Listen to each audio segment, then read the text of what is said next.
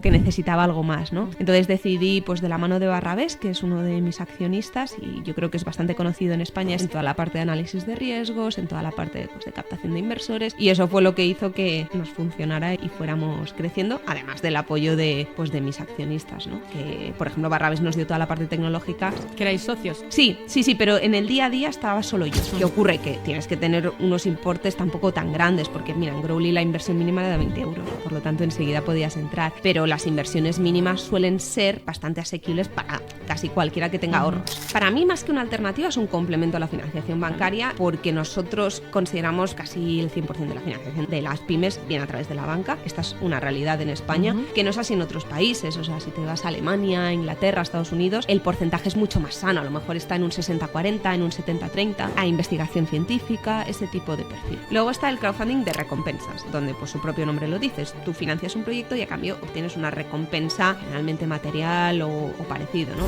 Lo que nos ocurre es que todavía no nos conocen muchos clientes, ¿no? Entonces, hasta que nos conocen, muchos potenciales clientes, hasta que nos conocen hay un gap, ¿no? Pero es verdad que una vez nos conocen, el porcentaje de repetición es enorme. Sí, entre el 6,5-8% en empresas y entre el 9-12% en inmobiliario. ¿Consejos de inversión o consejos de principiante, por así decirlo, desde tu punto de vista? Para empezar, tener muy claro qué puede hacer. Antes me has contado que en Growly levantaste una ronda de financiación. Sí. ¿De más o menos cuándo? Aunque no sea exacta.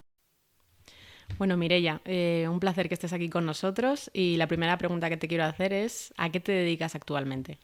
Pues muchísimas gracias, Tamara, por la invitación.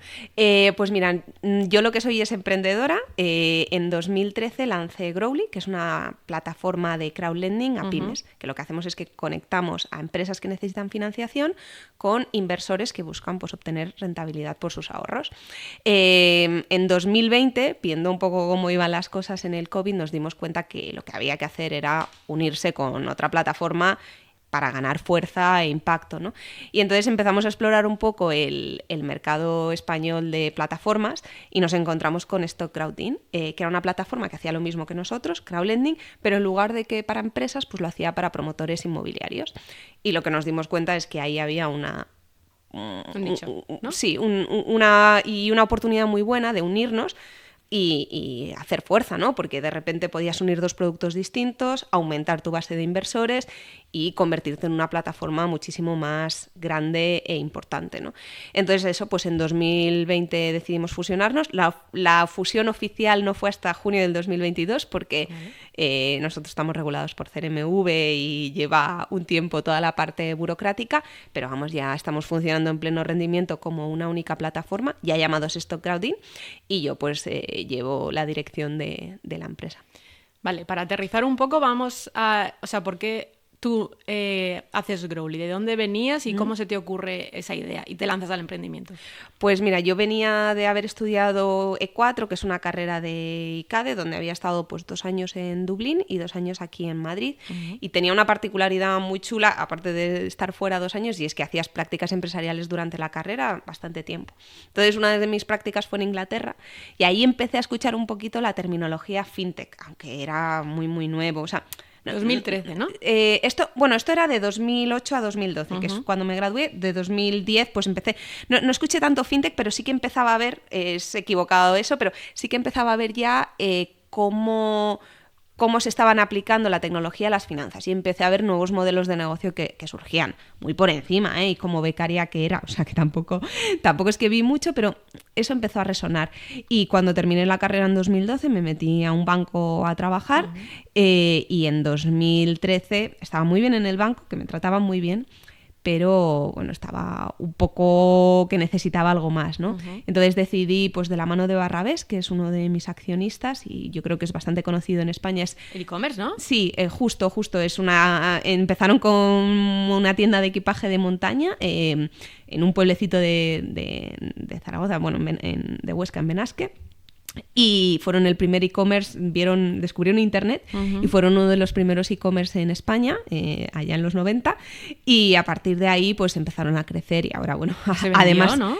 No, siguen, el fundador sigue ahí, Carlos Barrabés y sus hermanos siguen muy involucrados, entonces tienen la parte de equipaje de montaña, pero además abrieron una consultoría de innovación que asesora a grandes empresas y la verdad que son son muy buenos. Entonces, nada, pues ellos, junto con Carlos Barrabés, un poco vimos la necesidad de hacer algo distinto y hacer algo distinto además en el mundo de financiación de pymes que él tanto conocía, ¿no? Y pues al año y poquito de estar en el banco, lo decidí dejar y lanzarme con el proyecto nuevo, ¿no? Era bastante arriesgado, pero es verdad que, bueno, tenía ventajas y desventajas. La ventaja y desventaja era que era joven, ¿no? Uh-huh. Tiene una parte muy buena y es que no tenía ningún tipo de obligación ni atadura, ¿no? O sea, no tenía hipoteca, de hecho en ese momento vivía con mis padres, no tenía hijos, nada por el estilo. Entonces, en ese sentido, fenomenal. La parte mala también muy obvia, no tenía ningún tipo de experiencia, no había gestionado equipos, no conocía bien de riesgos para pues, ver las empresas y decidir si había que darles préstamos o no. Pero bueno, lo que supe hacer fue rodearme muy bien. Uh-huh. Entonces, aunque yo dirigía la empresa, luego lo que tenía al lado es a gente con muchísima experiencia en toda la parte de análisis de riesgos, en toda la parte pues, de captación de inversores, y eso fue lo que hizo que nos funcionara y fuéramos creciendo, además del apoyo de mis accionistas, ¿no? Que, por ejemplo, Barrabés nos dio toda la parte tecnológica que en una fintech es fundamental, ¿no? Porque el gasto que tienes que hacer si tú no eres programador es importante. O sea, te apoyaste en este partner, ¿no? Uh-huh. Pero eso fue a través de una ronda de financiación. Bueno, sí, realmente lo fundamos juntos, uh-huh, con otros 2 accionistas que ponían el capital. Barrabés ponía más bien toda la parte tecnológica y pues yo y tal el conocimiento. Y básicamente empezamos esos cuatro accionistas. ¿Que erais socios? Sí, pero en el día a día estaba solo yo. Uh-huh. Barrabés llevaba la parte tecnológica a través de una de sus empresas, pero el día a día como CEO no tenía un cofundador al lado, ¿no? Que eso es una parte buena y mala, sí. Porque tener un cofundador al lado te da mucha tranquilidad, alguien con quien llorar, ¿no? Sí. Y poder un poco en momentos duros compartir más. Yo eso no lo tuve, pero también tuve la ventaja de no tener a un cofundador al lado, que a veces puede ser bastante complicado, ¿no? Depende de a quién tengas al lado, te puede ir fenomenal, o esto es peor que un matrimonio si te sale mal. Las consecuencias son casi peores. Entonces, Growly lo fundas, ¿vale? Tú eres uh-huh, la parte ejecutora, por así decirlo. ¿Qué es lo que hace exactamente Growly en ese momento inicial? Pues eso, poníamos en contacto a pymes que necesitaban un préstamo con inversores que financiaban ese préstamo. Entonces, a lo mejor había 100, 50, 200 inversores que prestaban el dinero a esa empresa en concreto. Esa empresa lo devolvía con amortizaciones mensuales de capital interés, o al final del periodo lo devolvía todo de una vez, depende un poco, ¿no? Pero un préstamo puro y duro, ¿no? Es decir, lo que ha hecho toda la vida la banca, uh-huh, que coge el dinero de los ahorradores, se da la vuelta y lo presta a una variedad de usuarios. Aquí es directamente el ahorrador el que dice, oye, yo quiero invertir en este proyecto, este importe, a este tipo de interés, ¿no? Es una democratización del sistema tradicional. Pero esos inversores, ¿cualquier tipo de persona que tenga X capital o puede entrar cualquiera? Cualquier persona mayor de 18 años puede entrar a prestar. ¿Qué ocurre? Que tienes que tener unos importes tampoco tan grandes, porque mira, en Growly la inversión mínima era de 20 euros, por lo tanto enseguida podías entrar. Ahora en Stock Crowd, en los proyectos a empresas normalmente es entre 100, 200 euros mínimo, en los proyectos inmobiliarios, depende del proyecto, pues también oscila entre 200 y 1000, 2000, depende un poco del tipo de proyecto, pero las inversiones mínimas suelen ser bastante asequibles para casi cualquiera que tenga ahorros, y que pueda invertir, obviamente. ¿Y por qué para las empresas es una buena alternativa? O sea, tú dices, es una alternativa a la banca, pero sí, ¿por qué coger este tipo de financiación en vez de irte a un banco? Para mí, más que una alternativa, es un complemento a la financiación bancaria, ¿vale? Porque nosotros consideramos pues casi el 100% de la financiación de las pymes viene a través de la banca. Esta es una realidad en España, que no es así en otros países. O sea, si te vas a Alemania, Inglaterra, Estados Unidos, el porcentaje es mucho más sano. A lo mejor está en un 60-40, en un 70-30. Pero aquí... 70 de banco, 70 30 de banco y 30 de financiación alternativa, 60-40. O sea, son porcentajes en los que la banca sigue normalmente siendo el principal un financiador importante, pero no es el único. Y la financiación alternativa adquiere una relevancia más grande que aquí en España. Aquí en España vamos intentando cambiar un poco las reglas, pero es lento, es un país muy, muy bancarizado, ¿no? Entonces, para las empresas esto es fundamental, en mi opinión, Por un lado, pues porque igual que trabajas con distintos proveedores, ¿no? Pues eso, si tienes un supermercado y vendes naranjas, no vas a depender de un proveedor que te dé naranjas, porque si ese proveedor se queda sin naranjas, ostras, vas a tener un problema, ¿no? Entonces trabajas con distintos proveedores para cualquier parte de tu negocio, pues lo mismo deberías de hacer con la banca, ¿no? Entonces, además, antes a lo mejor trabajabas con varios bancos, pero a raíz de la crisis se han ido fusionando, y a lo mejor antes trabajabas con 3 y ahora esos 3 son 1. Y si cada uno te daba 50.000 euros para tu negocio, a lo mejor conjuntamente ya no te dan 150.000, a lo mejor te dan 100 si tienes suerte, ¿no?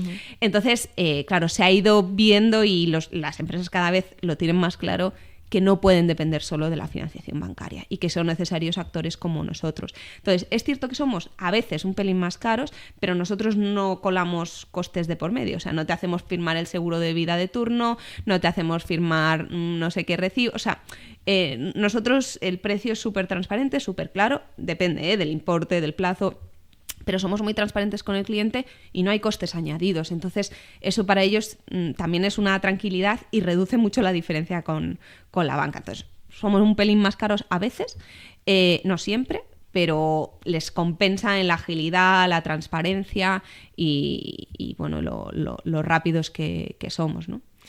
En Growly teníais solo la parte de empresas, ¿no? ¿Qué pasa al final con Growly y por qué te decides al final a fusionarte con StockCrowd? Pues Growly desaparece como SL porque hacemos una fusión por absorción donde pues StockCrowd adquiere Growly y todos los accionistas pues nos juntamos, ¿no? De las dos empresas queda una.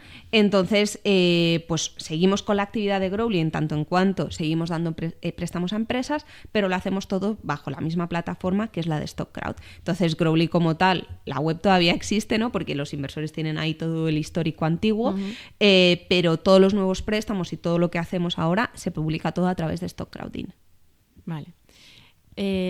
Si quieres hacemos la diferencia, aterrizamos los términos que decíamos antes de crowdfunding, crowdlending. Sí. ¿Y cuál era el otro? Equity crowdfunding. Vale. Si quieres lo aterrizamos. Justo, sí. Surgen muchas dudas, ¿no? El crowdfunding es un término muy conocido. La gente en general, porque un amigo te lo ha pedido o porque alguien de quien eres muy fan está recolectando fondos así, has utilizado de un modo u otro el crowdfunding, ¿no? Pero bueno, en base a la financiación en masa, que al final crowdfunding es financiación en masa, han ido surgiendo distintos tipos de financiación.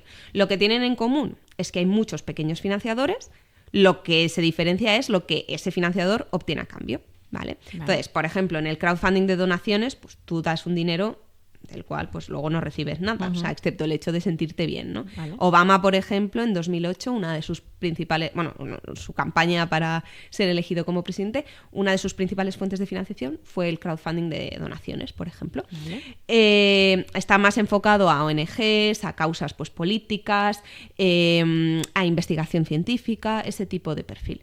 Luego está el crowdfunding de recompensas, donde pues su propio nombre lo dice, tú financias un proyecto y a cambio obtienes una recompensa generalmente material o parecido, ¿no? Por ejemplo, pues tu grupo de música quiere hacer un disco, tu grupo de música favorito, y no tiene los fondos para hacerlo.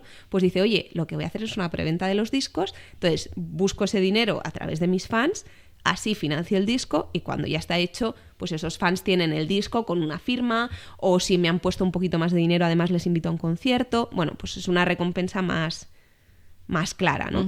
Y ese tipo de crowdfunding normalmente está dirigido más a temas culturales, pero también es verdad que algunas startups lo utilizan, por ejemplo, para, sobre todo startups con productos más tangibles, ¿no? Imagínate que he diseñado un reloj súper chulo, muy novedoso, pues lo que hago es que en lugar de producir ese reloj y luego venderlo, en cuyo caso tengo un margen de error en cuanto a que puede ser que a la gente no le interese, hago un crowdfunding previo, veo cuánto levanto, con eso financio mi producción, al cliente le hago una pequeña reducción porque va a tardar más en recibir el producto y yo tengo un claro sentido de realmente si hay interés o no en mi producto. Vale. Esto lo utilizan empresas de este estilo. Luego está el equity crowdfunding, o crowd equity, depende de cómo lo quieras ver, en el que lo que haces es entrar en el accionariado de la empresa. Es decir, el inversor pone X, pues 1.000 euros, 2.000, 3.000 euros, lo que sea, y a cambio obtiene un porcentaje de esa empresa. obviamente tiene un cierto riesgo porque suelen ser startups, pero bueno, también tiene un potencial importante.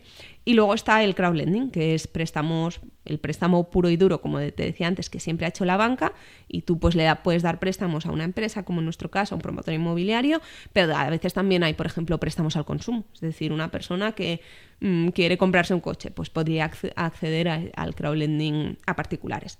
Eso no lo hacemos nosotros, pero sí lo hacen algunas empresas. Y aquí pues obtienes el tipo de interés, la rentabilidad que establezcas. Por ejemplo, en nuestro caso, en préstamos empresariales es entre un 6,5% y un 7-8%, y en los préstamos promotores pues entre un 9% y un 12%, más o menos.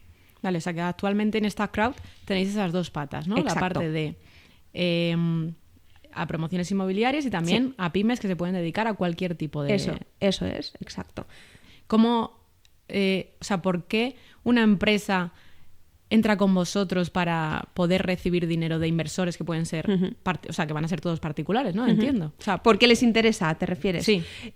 Bueno, pues como decía antes, por tener un complemento a la financiación bancaria, porque somos muy ágiles y porque al final pues es un producto que es necesario, ¿no? Entonces, es verdad que lo que nos ocurre es que todavía no nos conocen muchos clientes, ¿no? Entonces, hasta que nos conocen, muchos potenciales clientes, hasta que nos conocen hay un gap, ¿no? Pero es verdad que una vez nos conocen, el porcentaje de repetición es enorme. O sea, las empresas son muy fans nuestros porque respondemos muy rápido a sus necesidades y crecemos con ellos.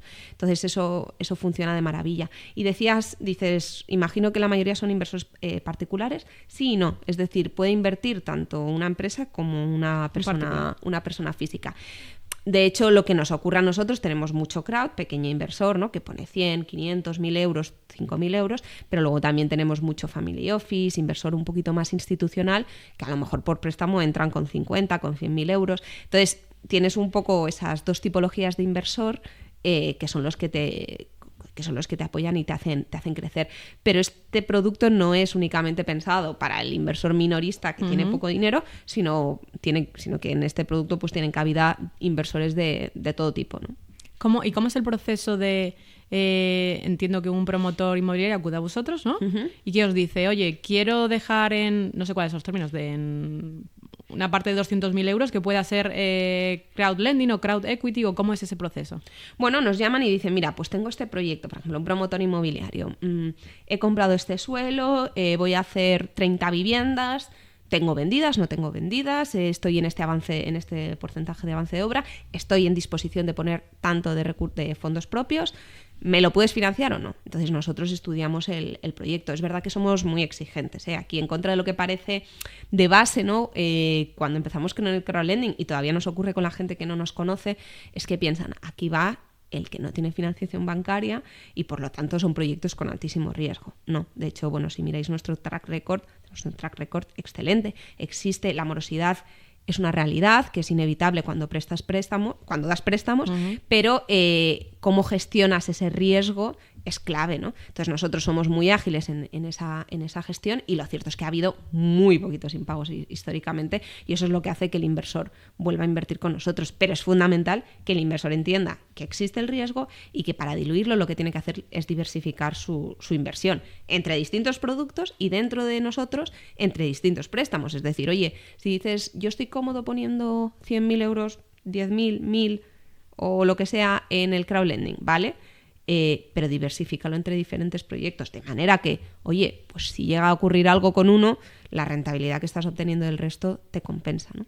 ¿Y cómo se puede saber si un proyecto nos interesa o no? O sea, las claves para analizar los diferentes tipos de promociones que tenéis. Sí.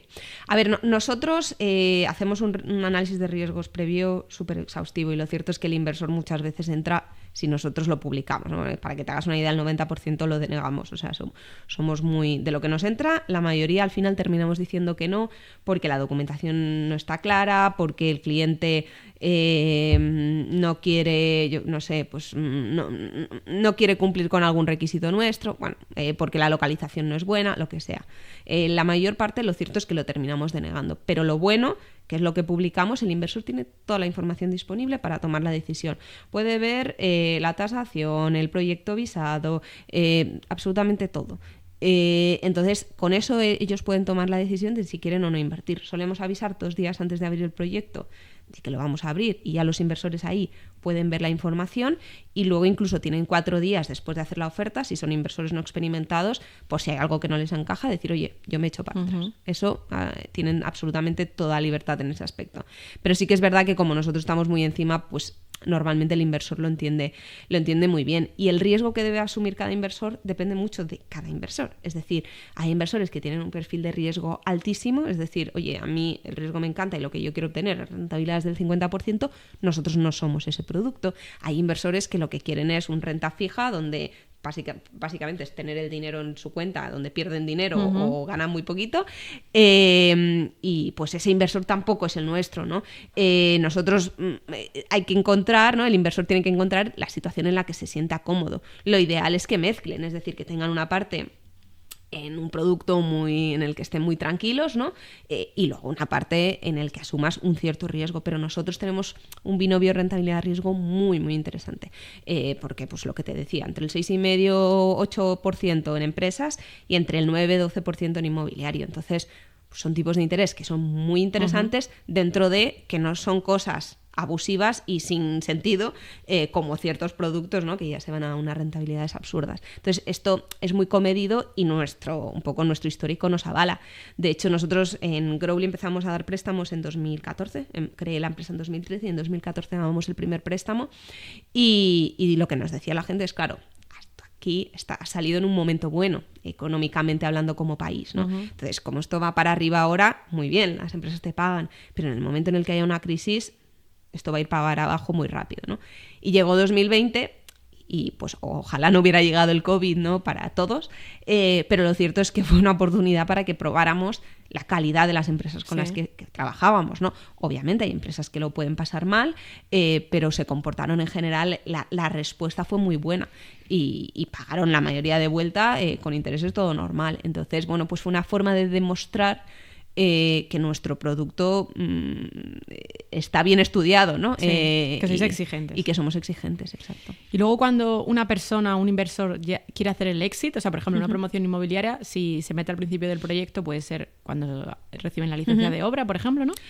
Bueno, normalmente trabajamos con proyectos que ya tengan la licencia de obra y todo esto. Es verdad que hay la posibilidad de hacer temas de suelo puntualmente, pero ya normalmente ahí siempre con garantía hipotecaria y con normalmente algún lead investor, un perfil algo distinto de inversores. Nosotros solemos entrar cuando ya el terreno está comprado, cuando hay licencia de obras, cuando el proyecto está avisado, o sea, cuando toda esa parte ya está firmada, o sea, ya está ok, pues ahí es cuando solemos entrar. A veces pedimos un mínimo de ventas, otros no, todo depende del proyecto, ¿no?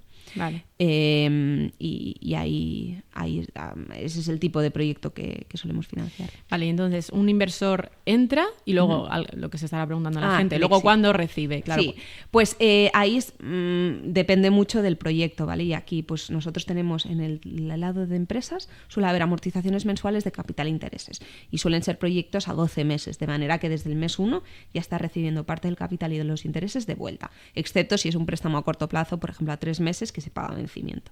Esos son los préstamos de pyme. Los préstamos de inmobiliario siempre se pagan a vencimiento el capital, porque obviamente son préstamos, pero el promotor inmobiliario el dinero no lo recibe hasta que no vende esa promoción, ¿no? O hasta que a lo mejor si hay un préstamo, a veces si hay un préstamo promotor, pues nosotros entramos algo antes y salimos cuando entra el préstamo promotor.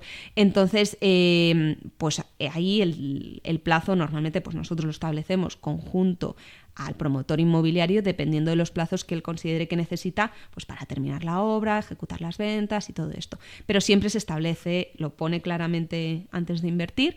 La media es de 12 meses, pero pues algunos son de 18, otros de 9, todo depende, ¿no? Pero el inversor lo tiene muy claro desde el principio. Es cierto que puntualmente hemos hecho alguno de equity, es decir, donde el inversor entra en el accionariado de la empresa, del promotor inmobiliario que va a hacer esa promoción, pero no es lo habitual. Solemos hacer préstamos a tipo fijo, a vencimiento y ya está. Con pago de intereses normalmente trimestral, pero el pago de capital a vencimiento.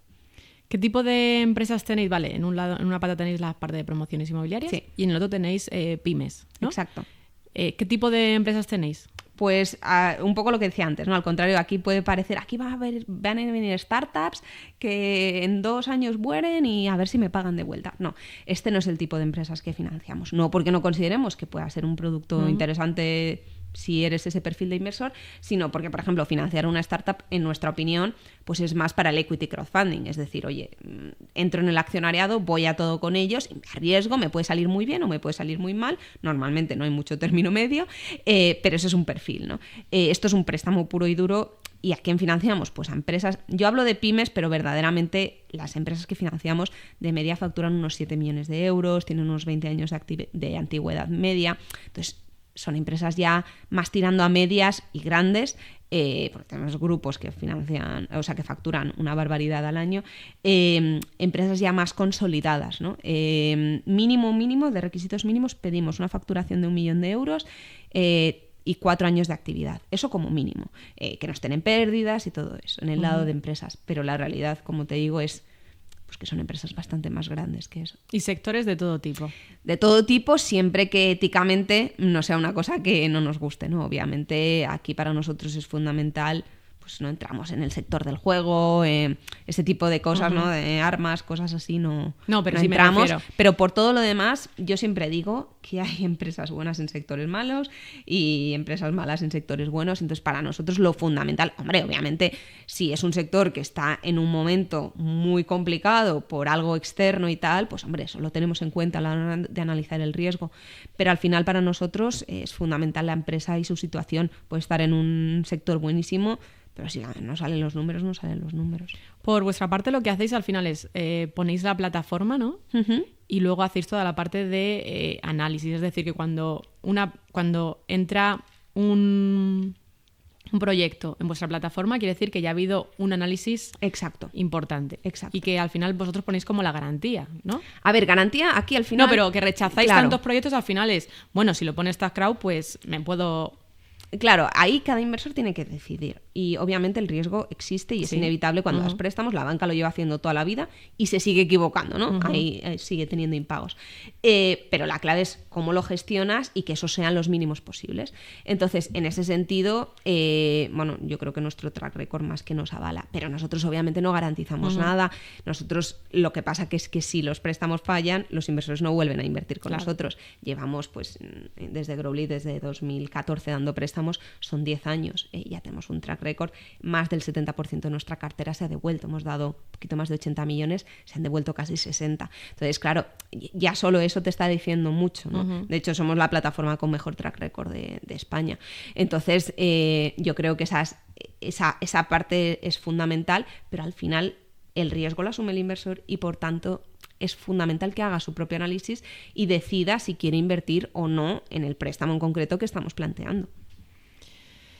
Vosotros como al final sois un poco intermediarios, ¿no?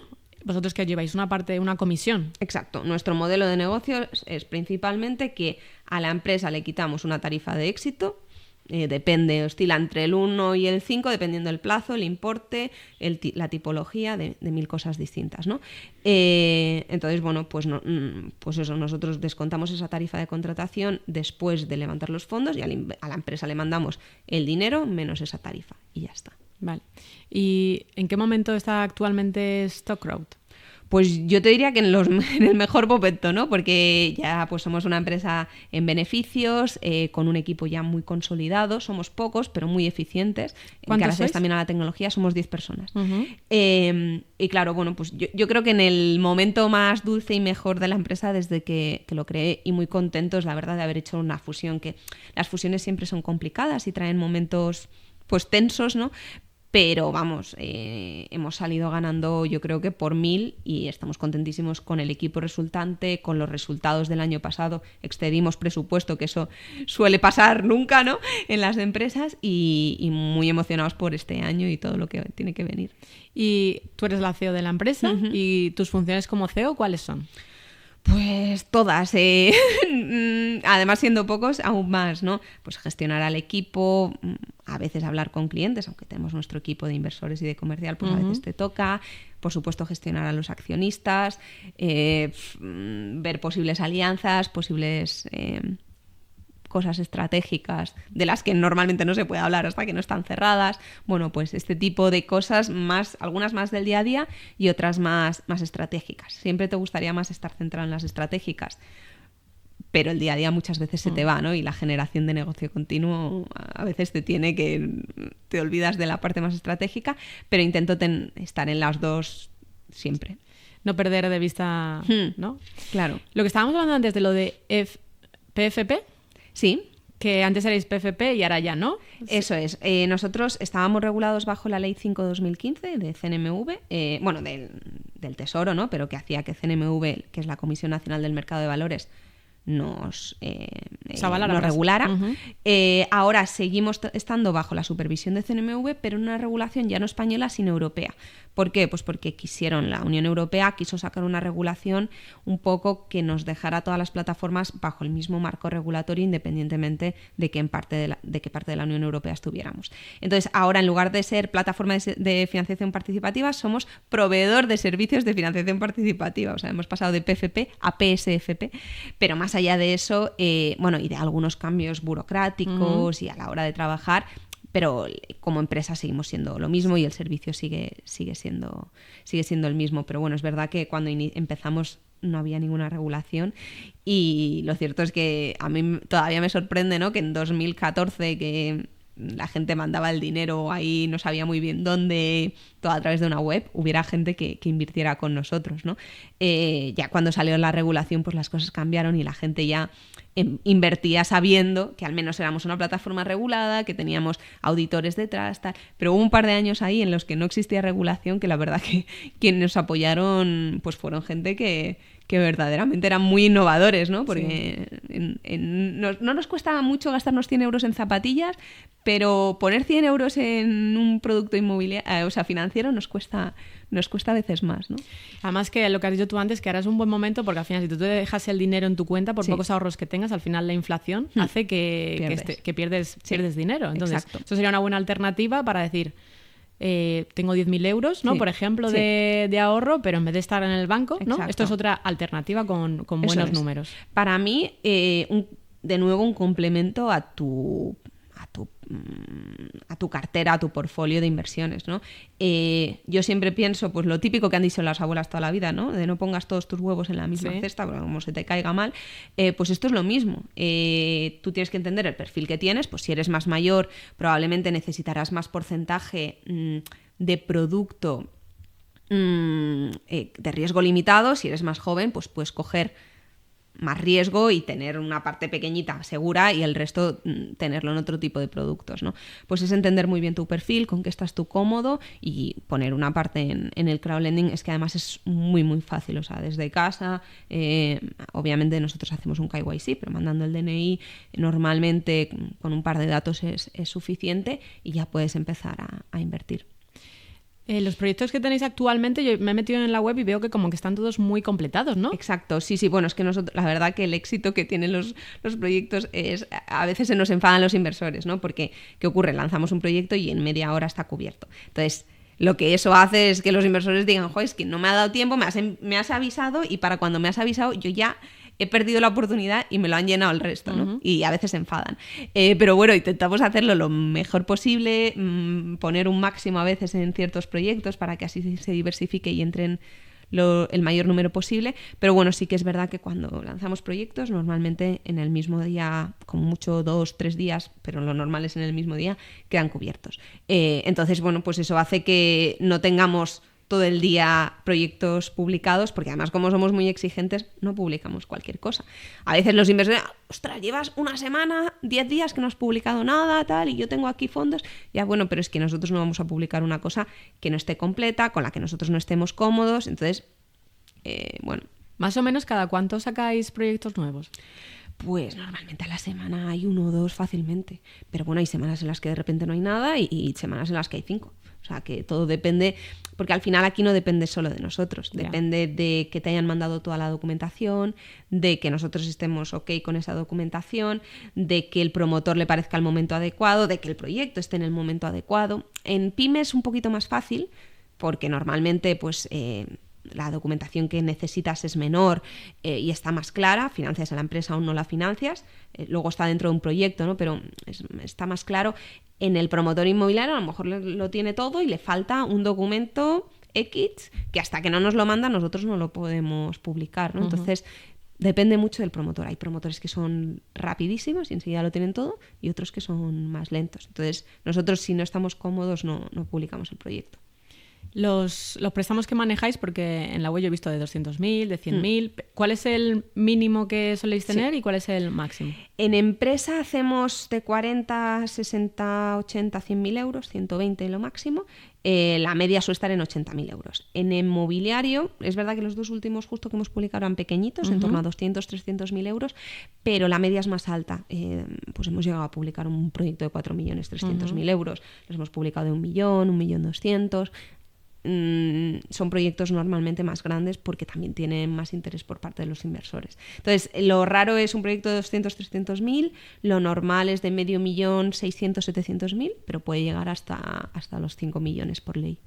¿Podríamos, desde tu punto de vista, a una persona que escuche el podcast, que esté interesado en esto, consejos de inversión o consejos de principiante, por así decirlo, desde tu punto de vista? Bueno, para empezar, tener muy claro qué puede hacer, ¿no? Entonces, uno, si no lo ha hecho, hacerse una composición de lugar de cuánto gano, cuánto gasto al mes, qué capacidad de ahorro tengo. Eso lo primerísimo y fundamental. Lo siguiente que también, pues como me has dicho, de principiante absoluto, pues al principio de mes si dices, vale, mi capacidad de ahorro es de 500, 1.000, me da igual, 5.000 euros. Bueno, pongamos una cifra. Capacidad de ahorro entre 800 euros, por ejemplo. Vale, pues yo lo primero que haría es esos 800 euros moverlos, es decir, no tenerlos en la cuenta bancaria, ¿vale? Para empezar, porque si no es muy fácil encontrar la forma de gastarlos.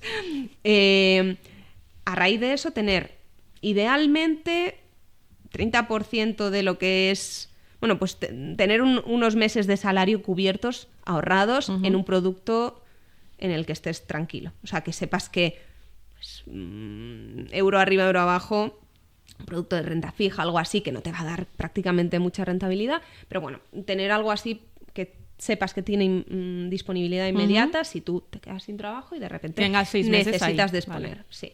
6 meses en un producto. Bueno, 6 meses. Es que también depende un poco de cada situación. Pero sí, bueno, pero bueno, 6 meses estaría ideal. Está bastante tranquilo, ¿no? Estaría muy de un producto donde yo lo puedo sacar de forma inmediata, que no me da mucha rentabilidad, pero que lo puedo disponer. Claro.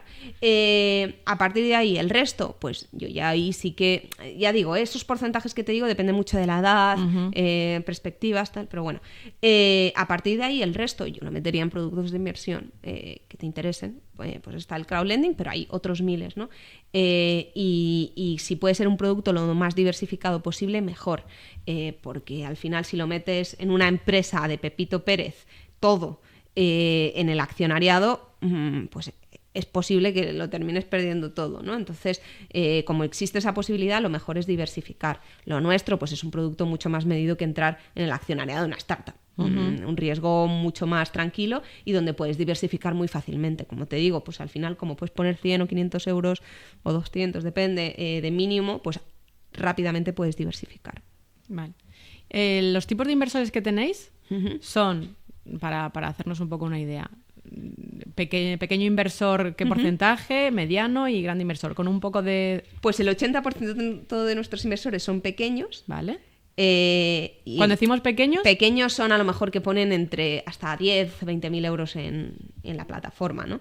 Y el 20% son acreditados ya de otro cierto nivel, pero la realidad es que ese 20% rellena el 80% del proyecto. ¿Por qué? Pues porque un inversor acreditado o experimentado, que ahora dice la ley, lo llama, antes eran acreditados no acreditados, ahora es experimentado no experimentado, pues el experimentado puede poner a lo mejor en un proyecto 50, 100.000 euros. Pues claro, obviamente te cubre mucho más importe que aquel que te pone 500 euros, ¿no? Es lógico. Entonces, bueno, pues esos son los dos perfiles que tenemos. Pueden ser tanto SLs, es verdad que las SLs ya tienen un perfil normalmente más profesional, y luego pues más family office y tal, o puede ser cualquier persona de a pie normal. Cuando dices family office, O sea, ¿qué significa realmente Family Office? Bueno, Family Office normalmente es una empresa que gestiona el dinero de una familia que tiene muchos fondos. Vale. Básicamente, a veces hay multifamily office que gestionan el de varias familias, ¿no? Pero pues la mayoría de empresas ricas de este país, de familias ricas de este país, tienen un family office que hacen sus inversiones. Pues una parte la ponen en inmobiliaria, otra no sé qué, y entran en nuestro producto. Ese perfil le gusta mucho normalmente nuestro producto y son muy buenos clientes. Vale.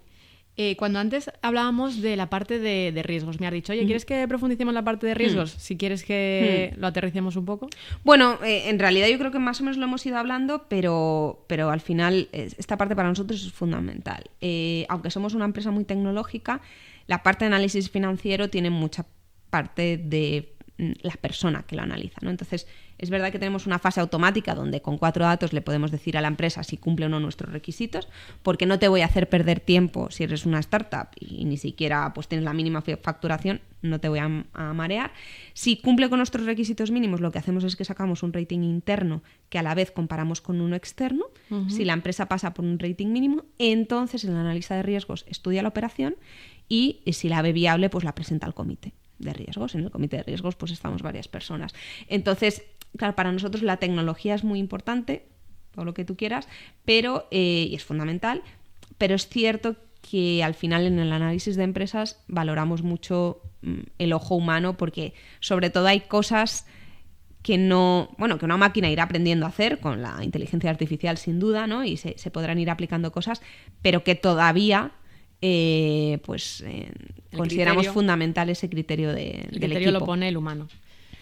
Ahora que hablas del equipo, entiendo que lo que más tenéis al final son analistas, ¿no? ¿O cómo se reparte ese equipo de 10 personas? No, tenemos básicamente un par de personas. Bueno, tecnología además tenemos apoyo de otra empresa. Entonces, pues ahora tenemos una persona full en tecnología, que va a llegar otra, pero tenemos un equipo, como te digo, externo que nos apoya. Luego tenemos 2 personas en el equipo de inversores, 2 en la parte comercial, 3 en la parte comercial y 3 en toda la parte de riesgos, análisis de operaciones de inmobiliario y este tipo de cosas. La captación de empresas, ¿cómo la hacéis? Porque tú me decías antes, una vez que nos conocen, repiten, pero hasta que nos conocen... ¿Cómo llegas a ellos, no? Pues mira, principalmente mucho a través de colaboradores, agentes financieros, ¿no? Que son pues personas que les ayudan a encontrar la financiación que las empresas necesitan. Muchas empresas de este país tienen su director financiero, pero muchas otras no van a pagar el salario de un director financiero para una empresa que tampoco es tan grande, ¿no? Entonces, pues muchas veces lo externalizan, o incluso el propio director financiero pues no da abasto y externaliza una parte, ¿no? Entonces, una gran parte de las empresas, más financiación a empresas, nos llega a través de esto.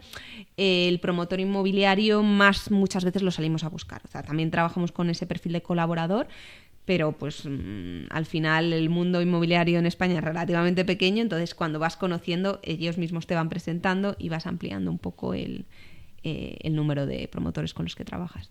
Vale. Lo que hablábamos antes de la parte de más incipiente, más inicial, cuando tú estabas, o cuando creaste Growly, hiciste rondas de financiación. Sí. ¿Tú ya estabas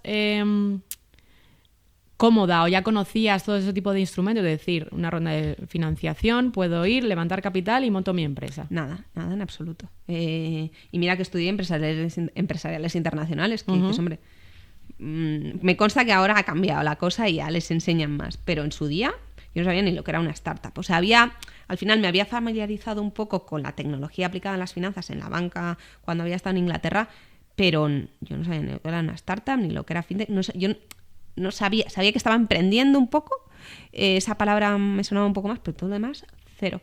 Y pues me lo fui encontrando y fui aprendiendo. Es verdad que tenía un muy buen mentor, como es Barrabés, y pues que tenía gente a mi lado con mucha experiencia, que para mí eso ha sido fundamental. Al final yo sola esto no lo hubiera podido sacar, ¿no? Aunque yo fuera la única CEO y cofundadora en el día a día, si no hubiera tenido gente a mi lado que entendiera un poco sobre el mundo pues hubiera sido complicado. Pero sí, no conocía absolutamente nada. Pero ¿y cómo? Sales de la carrera y quieres fundar Growly, pero ¿cómo te rodeas de mentores que tú dices? Porque al final Barrabés, yo no sé si estaban facturando, no sé, 200 millones de euros, leí en alguna ocasión. ¿O? Pues mira, porque hice también unas prácticas allí. Y a través de un conocido también le conocía y pues tuve la suerte que, no sé, si algo mío apostó por mí.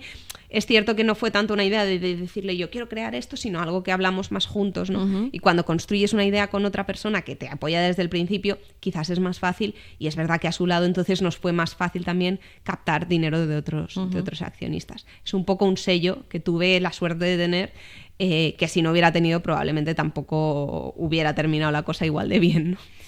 Bueno, al menos a corto plazo, o sea, con 23 años. ¿Cómo te enfrentabas a todo eso? Una ronda de financiación, me está apoyando una persona que ya ha conseguido muchas cosas. Entonces, con 23 años, ¿cómo te enfrentas a eso? Porque al final prácticamente te sientes obligada, ¿no? Dices, si esta persona, mentor o llamémoslo X, me está apoyando... No, pues yo, partido a partido, como mira que no me gusta el fútbol, pero bueno, como dice Simeone, partido a partido. Pues según te ibas contando las cosas, las ibas gestionando, porque la mayoría de problemas que te encuentras en una empresa no los puedes predecir. Uh-huh. Esta es la realidad. Entonces te los vas encontrando. Esto creo que lo decía el CEO de Google, que obviamente no me puedo comparar ni de lejos, pero decía, los problemas de la empresa no cesan, cambian, cambian de forma, cambian de volumen, pero no cesan nunca, ¿no?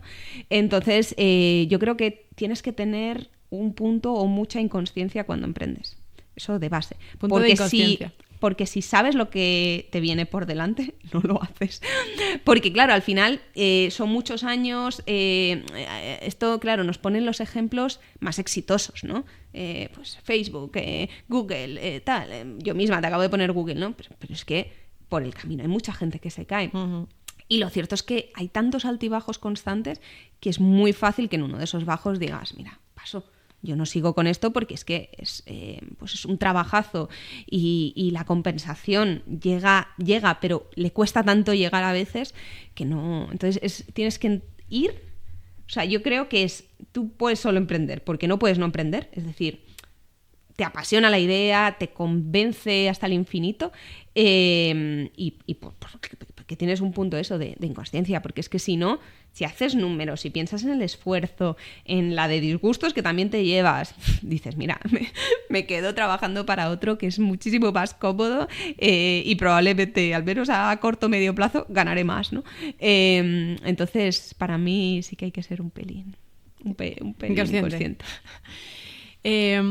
Antes me has contado que en Growly levantaste una ronda de financiación. Sí. ¿De más o menos cuándo? Aunque no sea exacta. Sí, bueno, hicimos una ronda de equity crowdfunding de un poquito más de 400.000 euros a través de una plataforma donde entraron pues unos 20 accionistas, una cosa así. Lo cierto es que no llegó a ser ni pública, porque utilizamos la plataforma para que nuestros propios gente a nuestro alrededor que tenía interés entrara. Entonces dijimos, bueno, y el resto ya lo abrimos al público, y no llegó.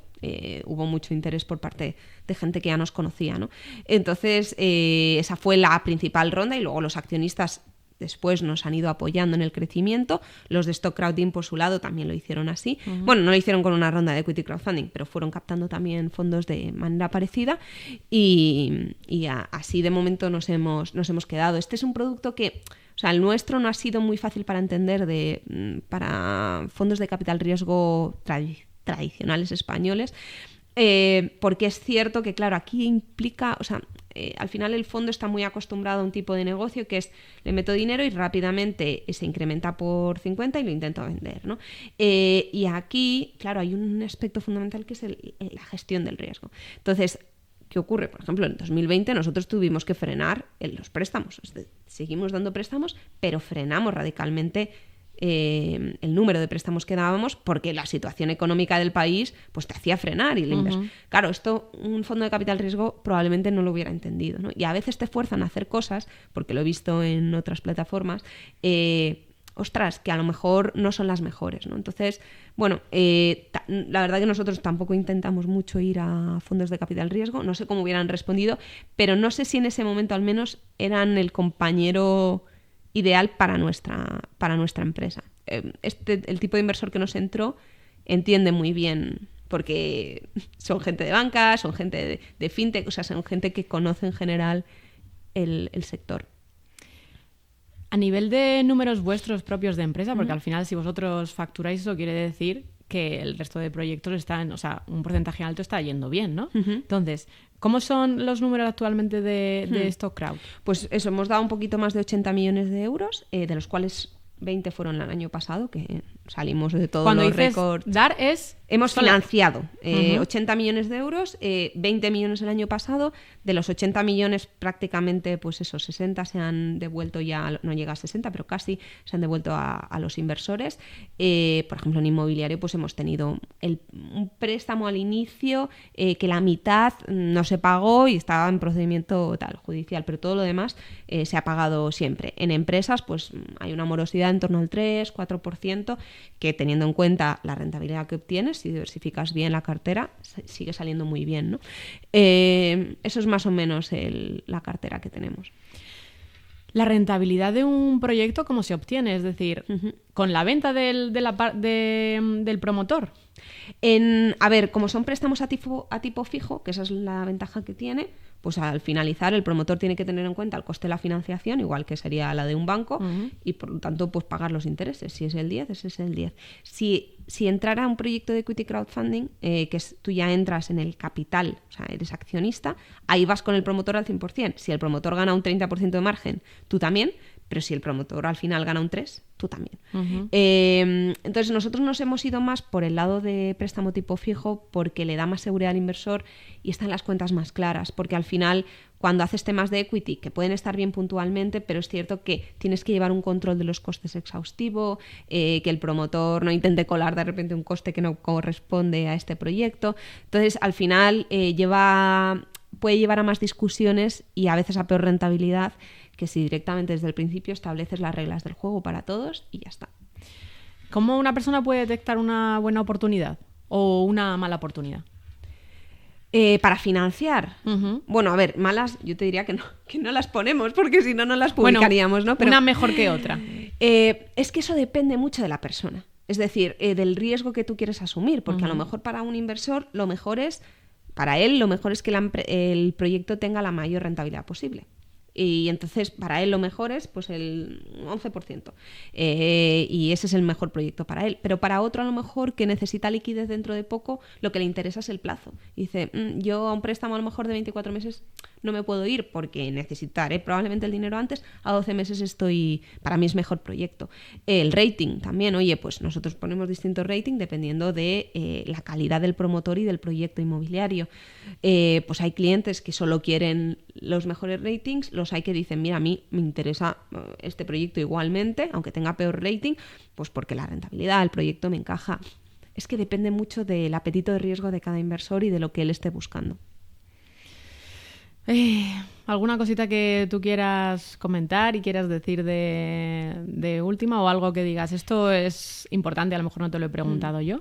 No, yo creo que has hecho preguntas súper acertadas. Quizás sí, el insistir un poco, antes te decía que para emprender hay que ser un poco inconsciente, que emprender no es para todo el mundo, que parece que últimamente a veces hablamos del emprendimiento como que es la opción y la mejor opción para todo el mundo, y ni mucho menos. Insisto en que emprender es muy difícil, que es una montaña rusa de emociones, donde lo más fácil es que los proyectos no duren más de 2-3 años, donde encima si eres mujer, pues muchas veces te cuesta más captar financiación.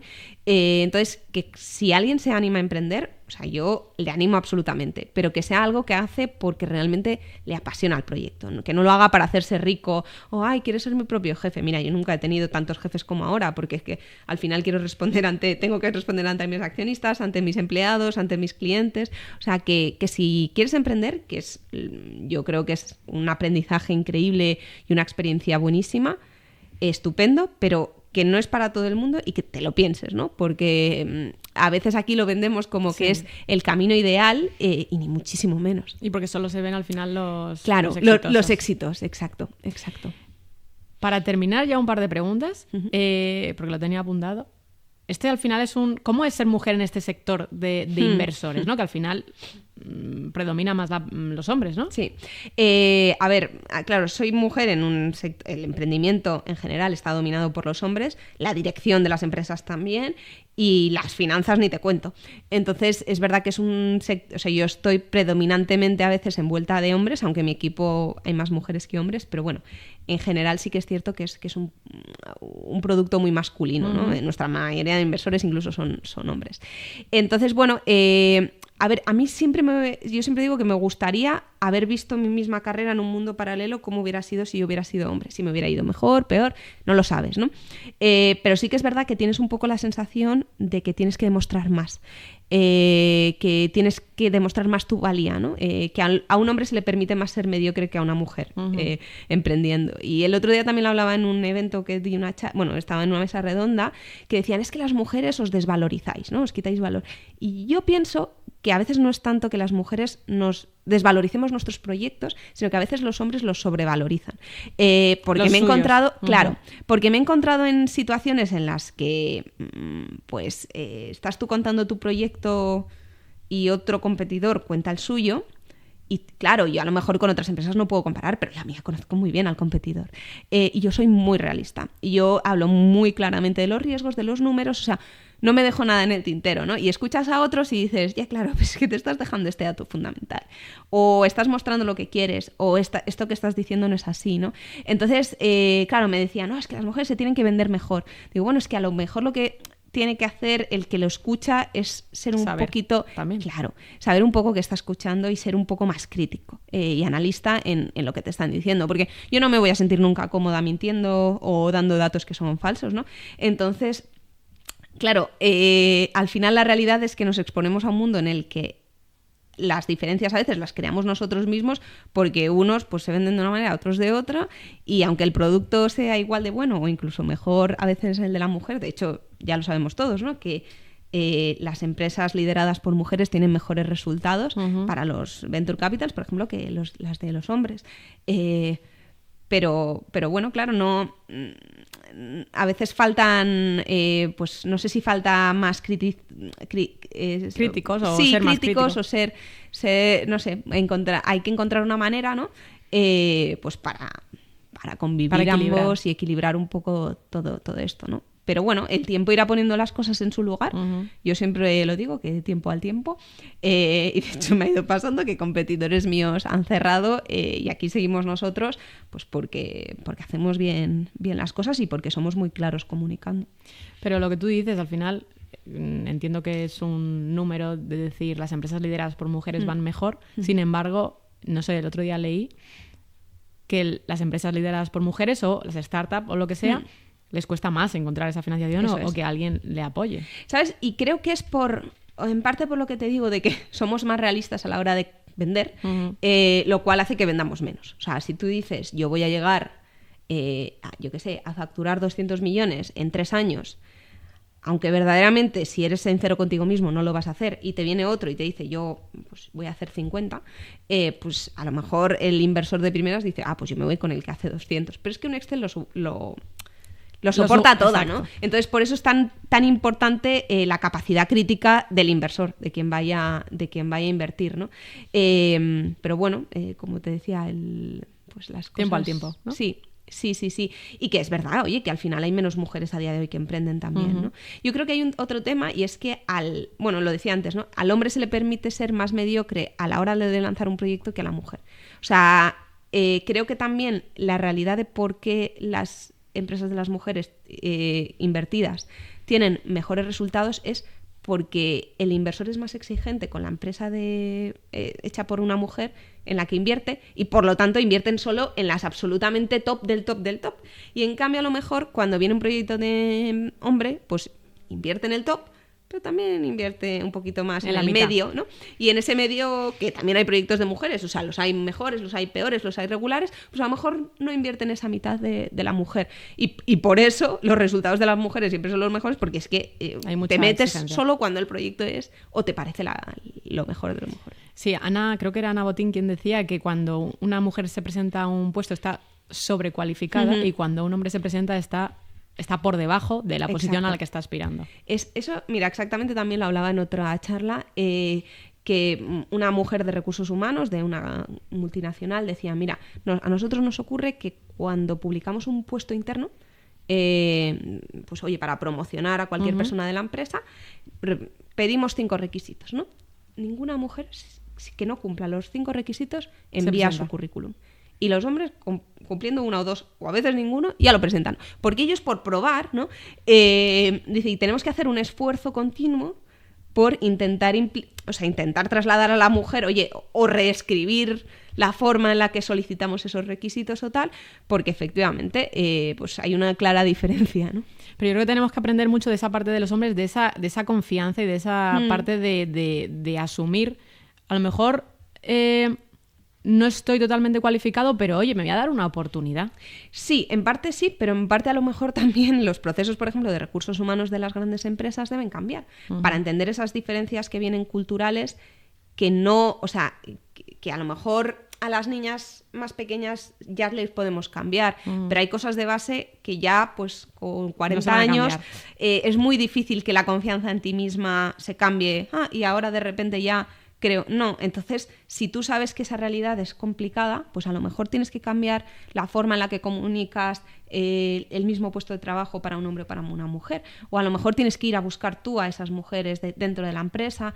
Bueno, que sí que al final no se puede poner todo ese trabajo en nosotras, aunque es importante y tenemos que cambiar muchas veces ese mindset, pero que otras pues también desde los agentes catalizadores del cambio, como son pues las grandes empresas, los gobiernos y tal, pues tienen que hacer esfuerzos por ayudar a que esas cosas ocurran y que poco a poco las niñas que son más moldeables y que es más fácil que se lo acaben creyendo, pues ellas ya vengan de otra manera, ¿no? Sí, muy bueno eso que has dicho, lo de comunicar de manera diferente el puesto, si es para hombre o si es para mujer, porque en muchas cosas lo hacemos, pero por ejemplo en eso no. Claro.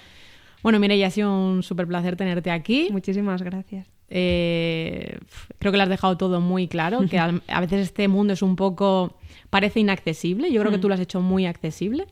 Y nada, esperemos que estés de vuelta por aquí dentro de un tiempo y nos cuentes más novedades. Muchísimas gracias. Bueno, ¿qué tal? Muy bien, muy bien. Bueno, yo me he sentido muy cómoda. ¿Cómoda? He dado muchos golpes y...